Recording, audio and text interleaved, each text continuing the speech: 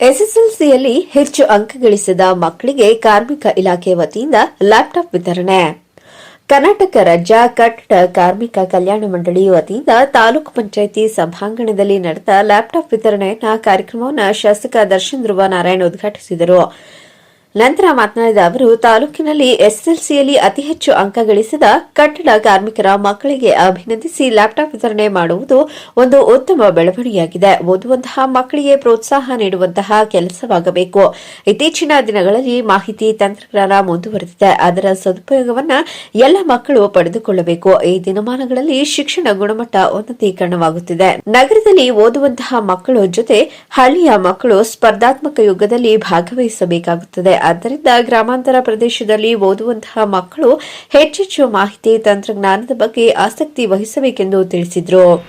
ಈಗಾಗಲೇ ತಮಗೆ ತಿಳಿಸಿದಂತೆ ನಮ್ಮ ತಾಲೂಕಿನಲ್ಲಿ ಸುಮಾರು 800ಕ್ಕೂ ಅಧಿಕ ಅಪ್ಲಿಕೇಶನ್ಸ್ ಅಂತು. ಅದಕ್ಕೆ ಹಲವಾರು ಏನು ಕ್ರೆಡೆನ್ಷಿಯಲ್ಸ್ ಆಗಲಿ ರಿಕ್ವೈರ್ಮೆಂಟ್ಸ್ ಆಗಲಿ ಇರೋವಂಥದ್ದು ಮಾನದಂಡಗಳು. ಅದರಲ್ಲಿ SSLC ಎಲ್ಲಿ ಹೈಯೆಸ್ಟ್ ಅಂಕಗಳು ತಗೊಂಡವರು ಈ ಒಂದು ಸೌಲಭ್ಯವನ್ನು ಒದಗಿಸ್ತಾರೆ.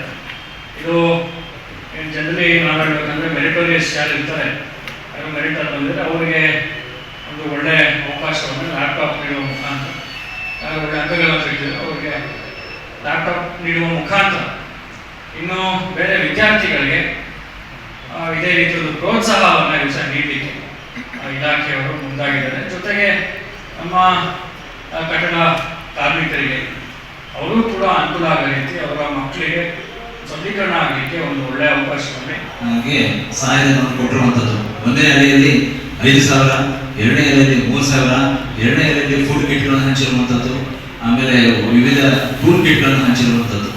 ಈಗ ಇತ್ತೀಚೆಗೆ ಆಗಸ್ಟ್ನಲ್ಲಿ ಮಕ್ಕಳಿಗೆ ಲ್ಯಾಪ್ಟಾಪ್ ಕೊಡುವಂಥ ವ್ಯವಸ್ಥೆಗಳನ್ನು ಕೂಡ ನಮ್ಮ ಮಂಡಳಿಯಿಂದ ಹಮ್ಮಿಕೊಳ್ಳೋದಾಯಿತು. ಅಂದರೆ PUC 1 and 2 ಎಲ್ಲಿ ಯಾರು ಮಕ್ಕಳು ಓದ್ತಾರೆ, ಅದು ಕಲಾ ವಿಭಾಗ ಇರ್ಬೋದು, ವಾಣಿಜ್ಯ ಇರ್ಬೋದು, ಮತ್ತು ಸೈನ್ಸ್ ಇರ್ಬೋದು, ಅವರಿಗೆ ಒಂದು ಅಪ್ಲಿಕೇಶನ್ ಆಫರ್ ಮಾಡಲಾಯಿತು.